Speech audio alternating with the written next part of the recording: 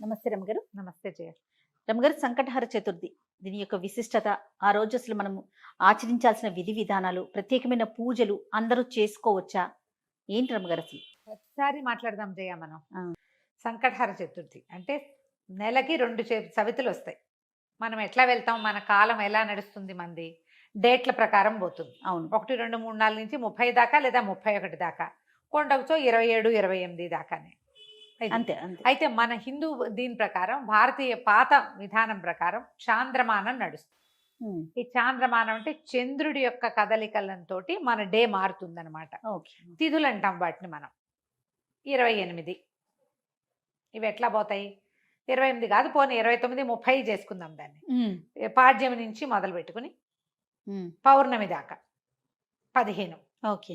అక్కడి నుంచి 16వ రోజు నుంచి మళ్ళీ పాడ్యం నుంచి మొదలు పెట్టుకుని అమావాస్య దాకా. ఓకే. ఇట్లా మన తిథులు నడుస్తూ ఉంటాయి. ఇందులో ప్రతి నెల 2 పాడ్యములు రావాలి, 2 విధియలు, 2 తదియలు, 2 చవితులు, 2 పంచములు, 2 షష్ఠులు, 2 సప్తములు, అన్ని 2 రావాలి. అవును. 2 రానివి ఏమిటి? ఒకటి పౌర్ణమి, రెండోది అమావాస్య. అవి మాత్రం సింగిల్ డేట్స్. చతుర్దశులు, త్రయోదశులు, దశములు, ఏకాదశులు అన్ని 2 రావాల్సింది. ఏకాదశి నియమం మనకి సాధారణంగా ఉంటుంది. ఎట్లా? శుక్ల ఏకాదశి, బహుళ ఏకాదశి. ఏకాదశి నాడు ఉపవాసం ఉండటం, ద్వాదశి నాడు ద్వాదశ పారణ చేయటం మన తాలూకు హిందూ సంప్రదాయం. అలాగే హిందూ సంప్రదాయం ప్రకారం నెలలో వచ్చే 2 చవితులని మనం వినాయక ఆరాధన చేయవచ్చు. ఓకే. ఈ చవితి ఆరాధన మనం ప్రత్యేకంగా ఎప్పుడు చేస్తాము? వినాయక చవితి చేసుకుంటాం. ఒక శుక్ల చవితి సంవత్సరంలో ఒక్కసారి, వినాయక శుద్ధ చవితి నాడు, అది మన భాద్రపద శుద్ధ చవితి నాడు వినాయక వ్రతకల్పం చేసుకుంటాం. వినాయకుడి పుట్టినరోజని, ఆ రోజునే ఆయనకి గణాధిపత్యం లభించిందని, వాళ్ళు ఆయన్ని పూజిస్తే అన్ని విఘ్నాలు తొలగిపోతాయని గణాధ్యక్షుడని ఆయన్ని కొలుచుకుంటాం. అలాగే ప్రతి నెలా వచ్చేటువంటి కృష్ణ చవితి నాడు, బహుళ చవితి నాడు వినాయక ఆరాధన చేస్తే సమస్త విఘ్నాలు తొలగిపోతాయి అనేది ఒక ప్రత్యేకమైన నియమంగా చెప్తారు. ఓకే. ఈ నియమాన్ని మనకంటే ఎక్కువగా తమిళులు పాటించేవారు. వాళ్ళు ఎక్కువ పాటిస్తారు. మనకి జాతకంలో కేతు ప్రభావం ఎక్కువగా ఉన్నా, ఏ పనైనా మొదలుపెట్టి ఎప్పటికీ అవ్వకపోతున్నా, పిల్లలు చదువుల్లో వెనకపడుతున్నారు అనిపించిన, దీనికి మన ఇంట్లో ఉండాలి వ్రతము నియమము ఏం లేదు. పెద్దవాళ్ళు చెప్పిందే చెయ్యాలి, మన ఇంట్లో లేకపోతే చేయకూడదు అలాంటిది ఉండదు.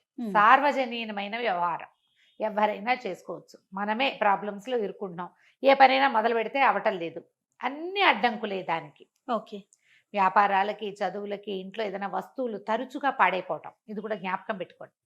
మిక్సీ రిపేర్ చేయిస్తావు, వెట్ గ్రైండర్ పడుకుంటుంది. దానికి ఏదో చేయిస్తావు, వాషింగ్ మెషిన్ ప్రాబ్లం వస్తుంది, అది అయిపోయింది, సూయింగ్ మెషిన్ పడుకుంటుంది.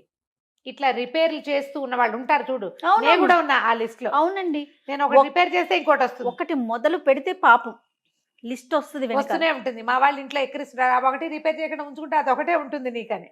అట్లా ఒకటి వస్తుంది. ఏమీ లేవనుకో, మెళ్ళ పెట్టుకుంటే నల్లపసలు కొలిసేని టిక్కని విరుగుతుంది, ఆ పస విరిగిపోతుంది. నిజంగా నిజం రమ్మ గారు. చెవిదుద్దులు సీలలు విరిగిపోతాయి. కొంతమంది జాతకాలు ఉంటాయి చూడండి,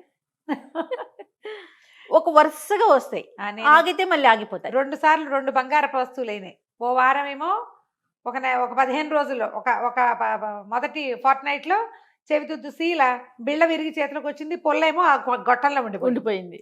ఇదేమిట్రా ఇలా అయింది, దీన్ని చేయించాలి అనుకుంటున్నా. సరిగ్గా 15 days తిరగగానే చిన్న గొలుసు ఒకటి పెట్టుకుంటాను నేను, హుక్ దగ్గర విరిగింది. దాన్ని రిపేర్ చేయించా, చెవిది ఈ గొలుసు విరిగింది. గొలుసు ఇంకా రిపేర్ చేయించలేదు, ఉంచారు. మళ్ళీ ఇంకోటి వస్తుందని. నెక్లెస్లు అవి లింకులు ఊడిపోతే ఏం చేస్తాను, అలా అనిపిస్తుంది నాకు. ఇలాంటి వాళ్ళు వీళ్ళందరూ సంకటహర చతుర్థి చేసుకోవచ్చు. సంకటహర చతుర్థి చేసుకుంటే బిజినెస్లో ఇబ్బందులు, చదువుల్లో ఇబ్బందులు, చిన్న చిన్న ప్రమాదాలు, ఇళ్లలో ఏ పని అనుకున్నా అవకపోటాలు, వీటన్నిటికీ సమాధానంగా ఉంటుంది. జాతకాల్లో అయితే మాత్రం కేతువు తాలూకు ప్రభావం ఉన్నప్పుడు, కేతువుతోటి ఇబ్బందులు పడుతున్నప్పుడు, గ్రహస్థితుల్లో కేతు ఉన్నప్పుడు కూడా మనం ఇది చేయమని చెప్తారు. ఏదైనా ఇంటి ప్రయత్నం చేస్తున్నప్పుడు ఆగిపోతుంది, అప్పుడు కొన్ని వారాలు మొక్కుకుని మనం కొన్ని నెలల పాటు చవితులు చేసుకోవచ్చు. ఈ చవితి చేసుకోవడానికి పెద్ద విశేషమైన చేత ఏమీ లేదు, సింపుల్ వినాయక పూజే. దీనికల్లా పగలు ఉపవాసం, చుక్కలు కనపడ్డాక భోజనం, ఆ చుక్కలు కనపడ్డాక ఉండ్రాళ్ళు కుడుములు చేసి బియ్యపు రవ్వతోటి చేస్తాం కదా, అవో మీ ఇళ్లలో ఎలాంటి అలవాట్లు ఉంటే పాలు తాకలే పెడతాం వినాయకుడికి అని మీకు అలవాటు అనుకో, పాలు తాలకలు పెట్టండి, మన అలవాటు ప్రకారం పెట్టుకోవచ్చు. కుడుములో ఉండ్రాళ్ళు ఆయనకి నివేదన చేసి నమస్కారం చేసుకుని చంద్రుని చూసి అన్నం తినేసేయచ్చు. పగలు ఉపవాసం ఉండే సంకష్టి అంటారు మహారాష్ట్రియన్స్, కన్నడిగులు బాగా చేస్తారే, బాగా ఎక్కువ ఉంటారు. మన వైపు తక్కువ, కానీ మన వైపు కూడా ఇప్పుడు కనపడుతున్నారు బాగా. నాకు కూడా అలవాటు ఉంది, మేము చేస్తాం. అంటే కమ్యూనిటీ వైజ్ గా చేస్తారా రమ్మగారు? అలా ఏముండదమ్మా, అలా ఎవరైనా చేసి, ఇది ఓ పెద్ద పూజా హడావిడి ఏం లేదు కదా, అది ఏకాదశిలానే, ఏకాదశి లాగానే. కాకపోతే మనం వినాయకుడికి కొలుస్తాం. ఇది సంకటహార చతుర్థి. మనకి కష్టాలు ఇబ్బందులు ఉన్నప్పుడు రుణ విమోచన గణపతి స్తోత్రం అని ఒక ప్రత్యేక స్తోత్రం ఉంది. ప్రణమ్య శిరసాదేవం గౌరీపుత్రం వినాయకం ఇలా స్టార్ట్ అవుతుంది. ఆ స్తోత్రం చదువుకోవచ్చు. అబ్బాయి అవేవి రావండి, సుముఖశ్రీగదంతస్య కపిలో గజకర్ణికః మనకు వచ్చు కదా, అంతే. ద్వాదశ నామాలు అవి చదువుకోండి. వినాయకుడికి కొంచెం గరిక వాకిట్లో ఎక్కడైనా పెరళ్ళల్లో ఉన్న బాల్కనీ కుండీల్లో ఉంటే గరికని పెక్కకుండా ఉంచుతా నేను, ఆ వినాయకుడు పెట్టుకోవచ్చు అని చెప్పి, బుధవారం నాడు పెట్టచ్చులే అని. ఆ 2 గరిక పోచలు వినాయకుడికి సమర్పించడం, ఉండ్రాళ్ళు సమర్పించి నమస్కారం చేసుకోండి. ఇది చాలా మంచిది. మరి పసుపుతోటి వినాయకుడిని చెయ్యాలి అదేదో సిద్ధాంతంగా చెయ్యొద్దమ్మా, ఎంత సింపుల్గా అయినా చేసుకోవచ్చు. సాయంకాలం సమీపంలో ఉన్న ఏ దేవాలయంలోనే గణపతి చతుర్థులు చేస్తారు. అన్ని చోట్ల వినాయక ప్రతిష్ఠ ఉన్న ప్రతి చోట సంకటహర చతుర్థి పూజ చేస్తారు. వెళ్ళి గుళ్ళో పూజ చేయించుకోండి, హాయిగా ఇంటికి వచ్చి భోజనం చేయండి, అంతే. కుడుములు ఏమైనా ఉండి మీ గుళ్ళో వాళ్ళు ఒప్పుకుంటే, ఆ దేవాలయం పద్ధతిని బట్టి కదా, ఒప్పుకుంటే మీరే కుడుములు తీసుకెళ్ళి స్వామివారికి అక్కడ నివేదన చేసి అందరికీ ప్రసాదం పంచిపెట్టండి. వినాయకుడికి వచ్చిన బెల్లం ముక్క నివేదన పెట్టడం ఒక అలవాటుగా చేసుకోండి. మనకి ఇలాంటి సమస్యలు ఉంటే కనుక తప్పకుండా కొంచెం బెల్లం నివేదన పెట్టడం, వినాయకుడి కోసం ఒక దీపారాధన చేయటం, దీపం పెట్టుకోవటం, దీపం పెట్టగానే వినాయకుడికి సంబంధించిన శ్లోకం చదువుకోవటం, ఓ బెల్లం ముక్క ఖచ్చితంగా, నువ్వు పళ్ళు పెట్టు పాలు పెట్టు అవి ఏమైనా పెట్టుకో, వినాయకుడికి బెల్లం ముక్క పెట్టాలి. ఇలా నివేదన పెడితే మనకి చాలా సమస్యలు తీరుతాయి. అవునండి, అంతేనా? అవును. ఆ ప్రతి నెల చూసుకోండి, క్యాలెండర్లో ఉంటుంది. మీరు ఈజీ మెథడ్ ఏంటి, క్యాలెండర్లో నోట్ చేసి పెట్టుకోండి. ఇందులో మళ్ళీ ఒక స్పెషల్ ఉంది. మంగళవారాలు గనక ఈ చతుర్థి వస్తే చాలా విశేషం. అంగారక చతుర్థి అంటారు దాన్ని. అది చాలా విశేషమైంది. అది ఎక్కువ సమస్యలు తీరుస్తుంది, ఇంకా ప్రాబ్లమ్స్ తీరుస్తుంది. దీనివల్ల బ్రహ్మాండం బద్దలైపోయి వారికి ఏదో వస్తుందని కాదు, కొన్ని జాతకపరమైన సమస్యలు తీరుతాయి.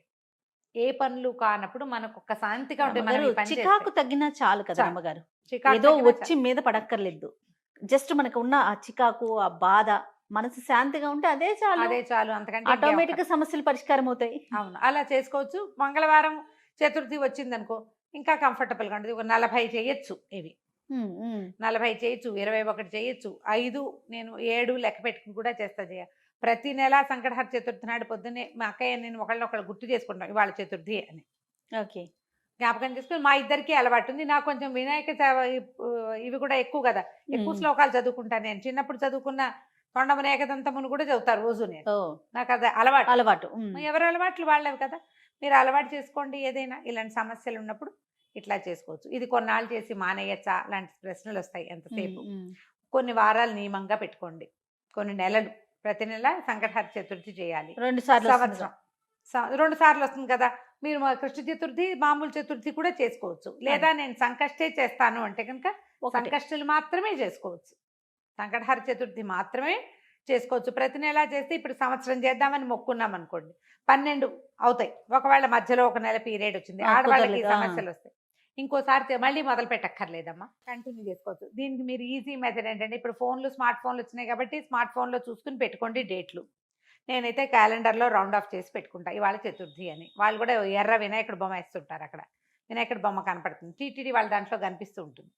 సో గుర్తుపెట్టుకుని ఆ రోజున మీరు చేయవలసింది ఏంటి, వినాయకుడికి సంబంధించిన స్తోత్రం చదువుకోవటం, 2 గరిక పోచలు తెచ్చి వినాయకుడికి సమర్పించడం, కొంచెం కుడుములో ఏవైనా నివేదన చేయటం, పగలు ఉపవసించి చంద్రుడు కనపడ్డాక దండం పెట్టుకుని భోజనం చేయటం చేసి చూడండి. మీకు చాలా ఇబ్బందులు తొలుగుతాయి. పెద్ద విశేషంగా ఏదో మాత్రం కాదు, మంచిది. మీకు ప్రధానమైనది ఏంటంటే ఇబ్బందులు తొలుగుతున్నట్టు కనపడుతుంది కానీ. అది రైట్ అమ్మ గారు. నమస్తే. నమస్తే.